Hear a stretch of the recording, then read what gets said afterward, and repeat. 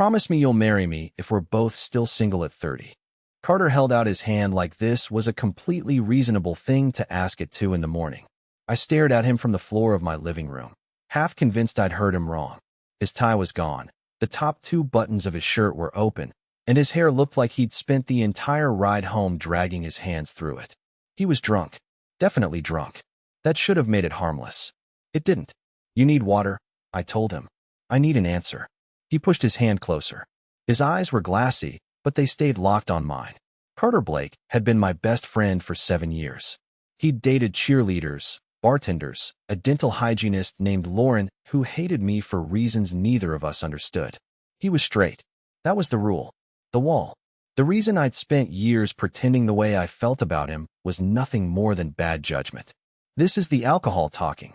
I reached for the bottle beside him, but Carter moved it out of the way. No, this is serious. You can barely sit up.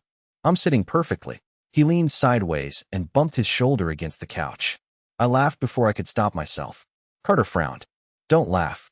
I'm offering you stability. You forgot your own apartment number 10 minutes ago. That has nothing to do with marriage. I should have kept joking. That's what we did. We turned everything uncomfortable into something stupid and safe.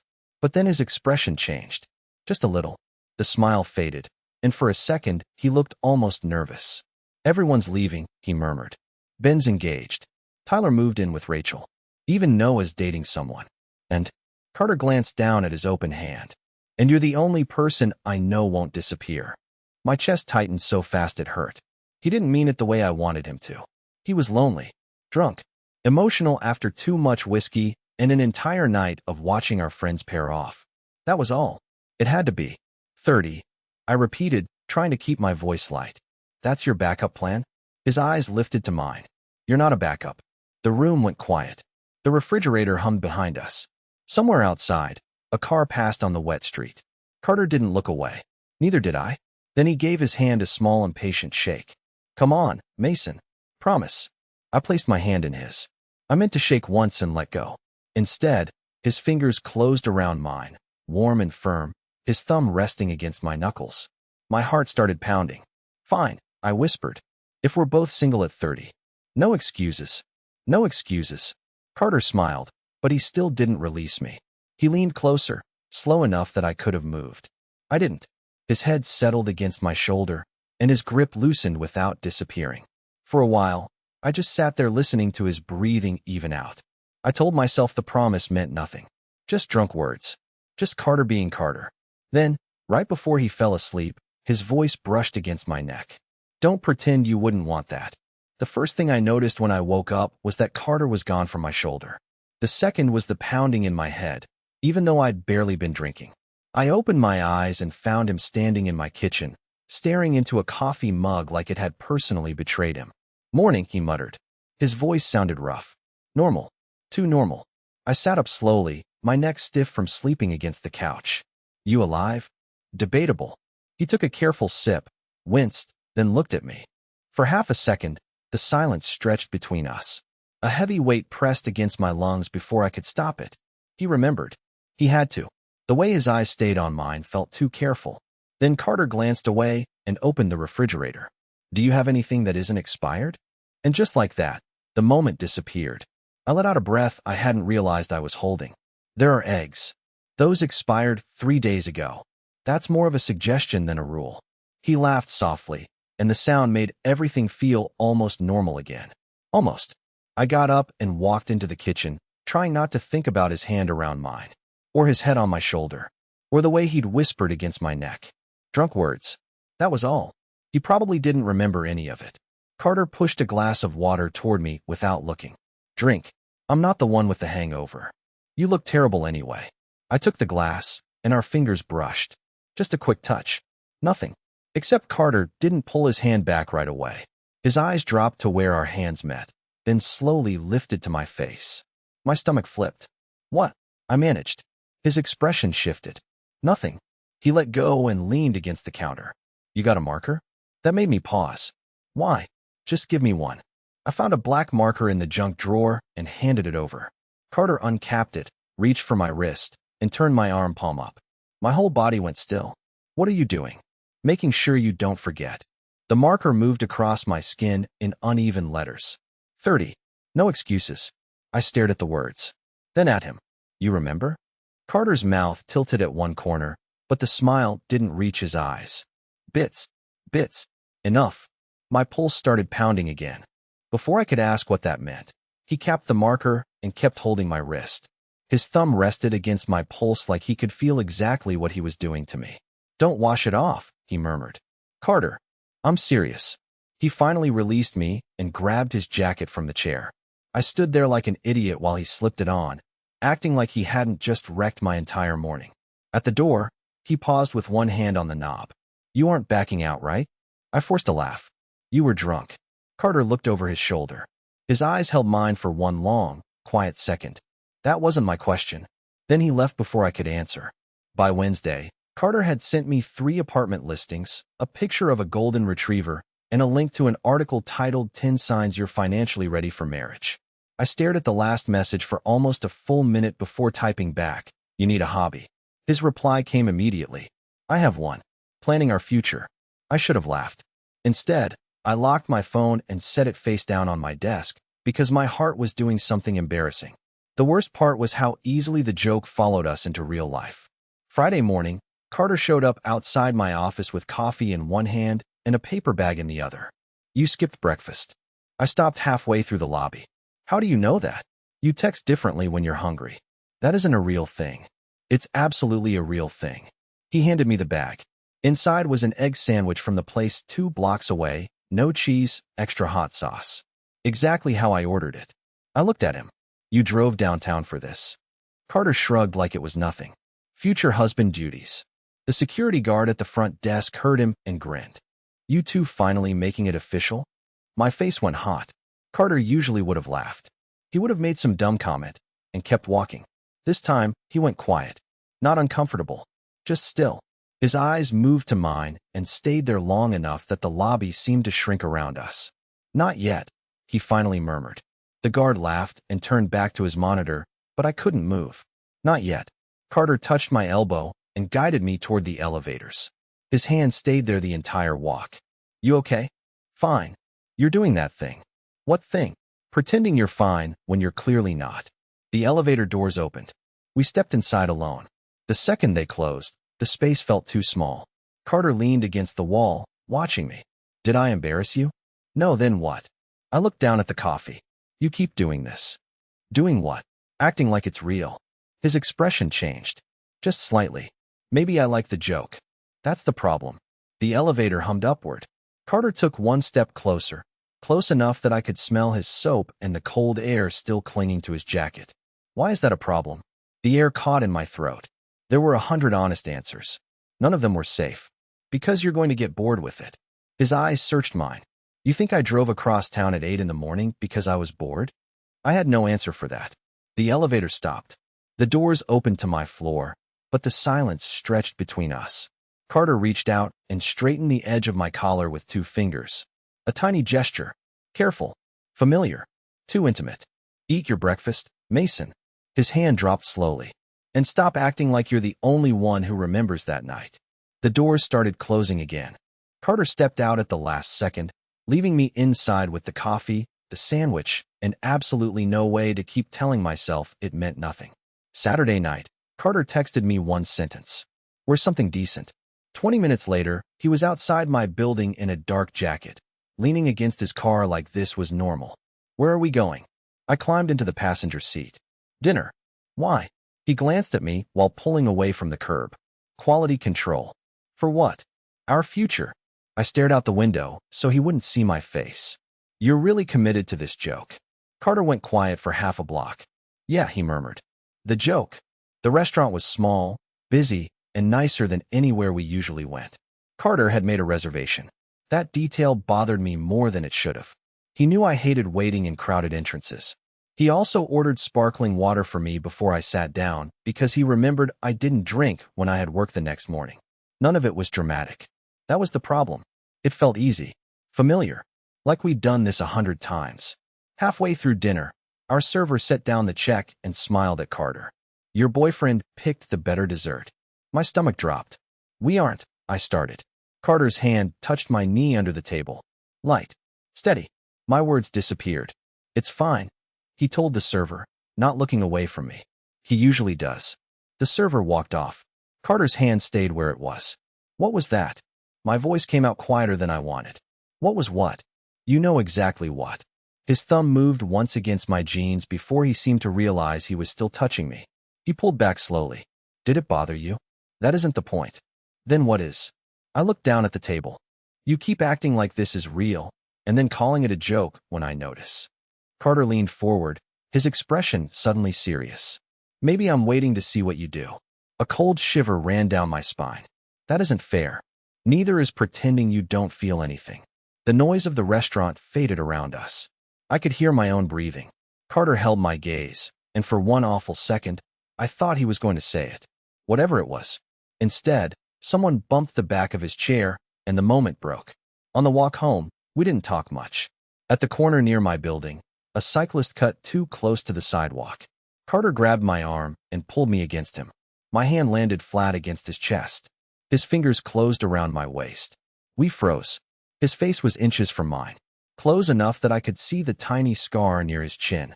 Close enough that his breath warmed my cheek. Carter's eyes dropped to my mouth. My heart slammed against my ribs. He leaned in, just slightly. Then his phone rang. The sound cut through the silence like an alarm. Carter stepped back fast, one hand still wrapped around my wrist. Neither of us reached for the phone. Carter, I whispered. His eyes lifted to mine, shaken and unreadable. Did tonight feel weird to you? He murmured. Or good weird? Good weird, I answered, and Carter looked like the words had knocked the air out of him. Then his phone rang again. He glanced at the screen, his jaw tightening. Tyler. Of course it was Tyler. One of our oldest friends, and the exact person most likely to notice something was wrong. Carter finally answered, stepping a few feet away. I stood under the light outside my building, trying to slow my breathing while he gave short replies about Sunday's cookout. By the time he hung up, the moment between us had closed. I should go, he muttered. I nodded, even though the silence stretched between us. Right. His eyes dropped to my mouth one more time. Then he walked back to his car without touching me. The next afternoon, I showed up at Tyler's place determined to act normal. I made it 11 minutes. Carter was across the backyard talking to Ben, but he kept looking over whenever someone spoke to me. That would have been bad enough. Then Noah arrived. I knew him from work. He was new to the design team, easy to talk to, and apparently friends with Tyler's girlfriend. Mason. Noah smiled and handed me a soda. Didn't know you'd be here. I could say the same thing. He stayed beside me while we talked about work, music, and a coffee shop near the office. It was simple, comfortable. Then Noah touched my forearm when he laughed. Across the yard, Carter stopped talking. His eyes fixed on Noah's hand. Tyler noticed. I saw it happen. His gaze moved from Carter to me, then back again. A slow grin appeared on his face. You two having some kind of custody dispute, he called. Everyone nearby laughed. My stomach dropped. What? Tyler lifted his beer toward Carter. You've been watching Mason like Noah is trying to steal your truck. Carter's face went still. I'm not watching anyone. Sure.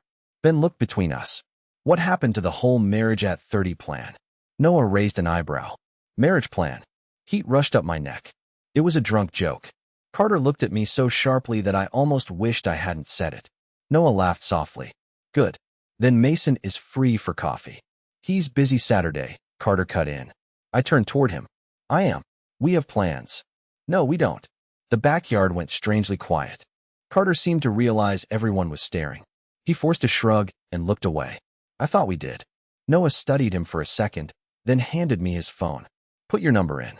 We can figure out another day. Carter watched me type. He didn't speak until we were leaving an hour later. He followed me to my car, his hands buried in his jacket pockets. You really going out with him? Maybe. His jaw flexed. He touches everyone like that? I stared at him. Why do you care? Carter took a step closer, frustration flashing across his face. Because I do. That isn't an answer. It's the only one I have right now. A car door slammed somewhere behind us. Carter glanced toward the house, then lowered his voice. I didn't like watching him touch you. For a second, I forgot how to breathe. Carter stood beside my car, shoulders tense, eyes fixed on the pavement like he'd already said too much. You didn't like it, I repeated. No, because you think Noah is wrong for me? His mouth tightened. That isn't what I meant. Then tell me what you meant. Carter looked toward Tyler's house. Voices drifted from the backyard, close enough to remind us that any of our friends could walk around the corner. He moved nearer anyway. I don't know how to explain this without making everything worse. You've been making it worse for a week. That landed. His eyes snapped back to mine. You think this is easy for me? I think you get to joke about marrying me, take me out like it's a date, almost kiss me, and then act confused when I believe any of it. Carter went completely still. I hadn't planned to say almost kiss. Once it was out there, neither of us could hide behind it. You noticed that, he murmured. I let out a sharp laugh. You were 3 inches from my face. I know. Then why did you stop? His eyes dropped to my hands. Because I wanted to do it. The noise from the party seemed to disappear. My pulse beat hard against my throat. Carter rubbed one hand over the back of his neck, looking more nervous than I had ever seen him. That's the problem, Mason. I wanted to kiss you, and I have no idea what that means. I stared at him. Part of me had waited years to hear something like that. The rest of me wanted to protect myself before he could take it back. You're straight. I know what I've always called myself. His voice lowered. I also know I couldn't stop watching you with Noah. Jealousy doesn't automatically mean it wasn't just jealousy. He stepped closer until the space between us felt thin and dangerous. I remember the promise. I remember holding your hand. I remember waking up and wishing I hadn't been drunk, because then you might have believed me. The air caught in my throat. Believed what? Carter's gaze held mine. No joke this time. No smile to soften it. That you're not a backup. My fingers curled around my car keys. Then what am I? He reached out slowly and touched the inside of my wrist, right where he'd written those words days earlier. The ink was gone, but his thumb traced the spot like he could still see it. The person I keep looking for in every room. My heart slammed once hard. Carter noticed. Of course he did. His thumb stayed against my pulse. I don't hate this, he whispered. Whatever is happening between us. I don't want to go back to pretending it's nothing. Behind him, the back door opened. Tyler called Carter's name from across the yard. Carter pulled his hand away, but not before his fingers slid through mine. I need time, he murmured. Then he looked at me with something close to fear. Just don't mistake that for me wanting it to stop. For the next 6 days, Carter barely texted me. Not completely. That would have been easier. Instead, I got one message about a game we both watched, another about a restaurant opening near my apartment, and a picture of a dog wearing sunglasses with no explanation. Normal things. Safe things. Nothing about Tyler's backyard. Nothing about his thumb against my wrist or the way he'd looked at me when he said he didn't want it to stop. By Thursday, I'd convinced myself he regretted all of it. That's what people did after saying too much. They pulled back. They gave you space until the whole thing could be folded into a mistake. So when Noah asked if I still wanted coffee, I said yes. I told myself it wasn't revenge. It was just coffee. It meant nothing. Carter found out before I got the chance to tell him. Tyler mentioned it in the group chat, followed by 3 laughing emojis and a joke about me finally having a real date. Carter didn't respond. 10 minutes later, he sent me a private message. Hope it goes well. I stared at those 4 words until they blurred. That was it. No joke.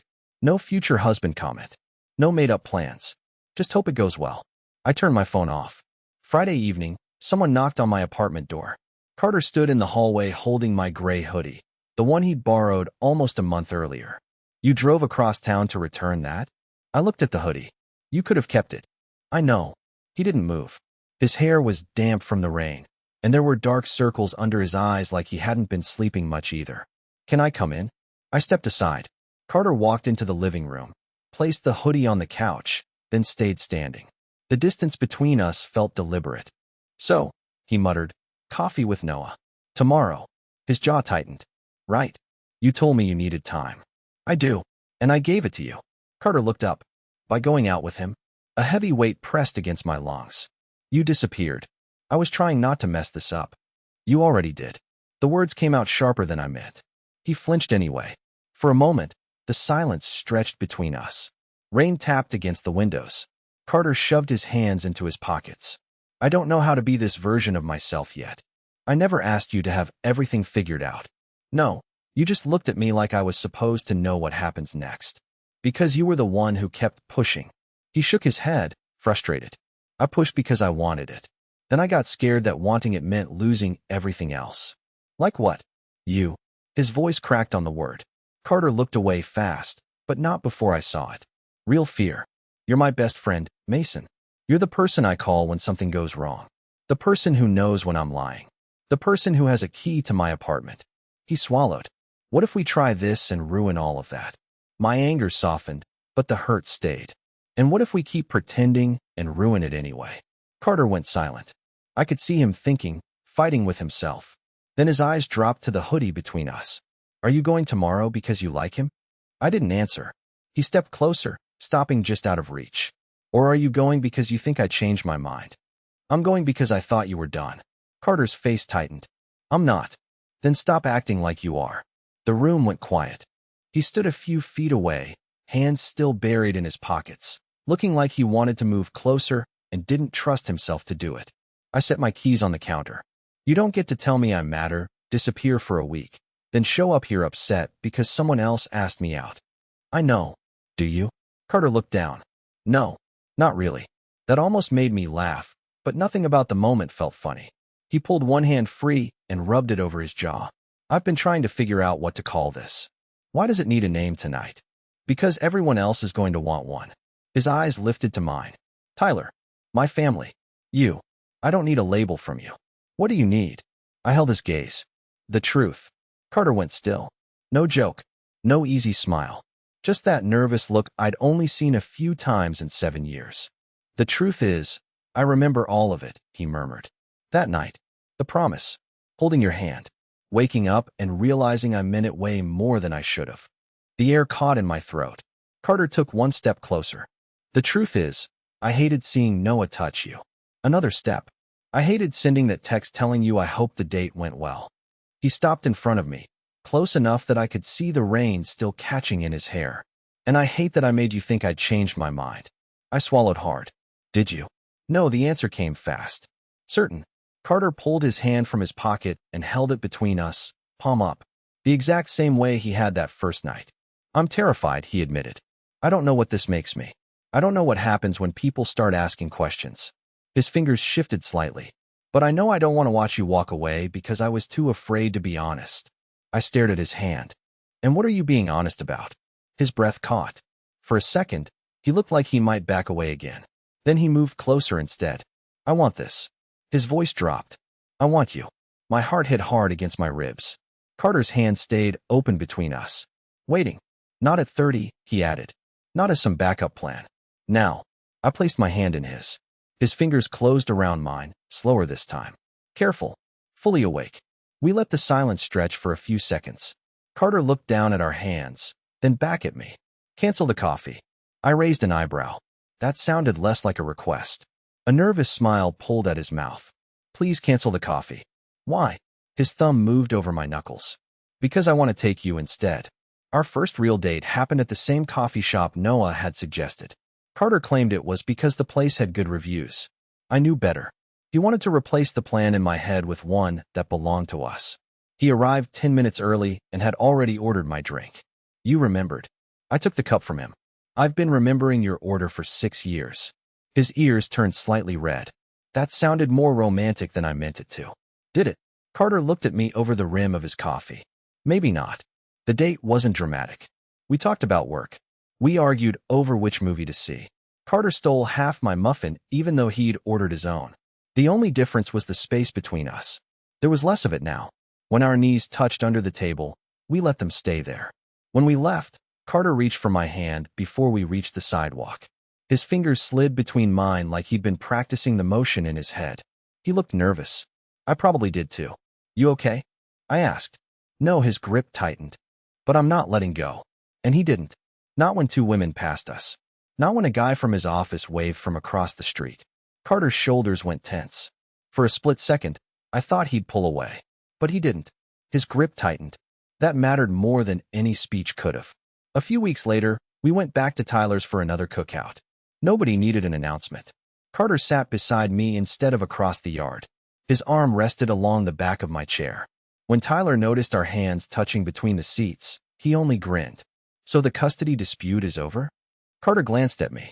Joint ownership. That isn't how people work, I muttered. You know what I mean. Everyone laughed, and for once, Carter didn't hide behind the joke.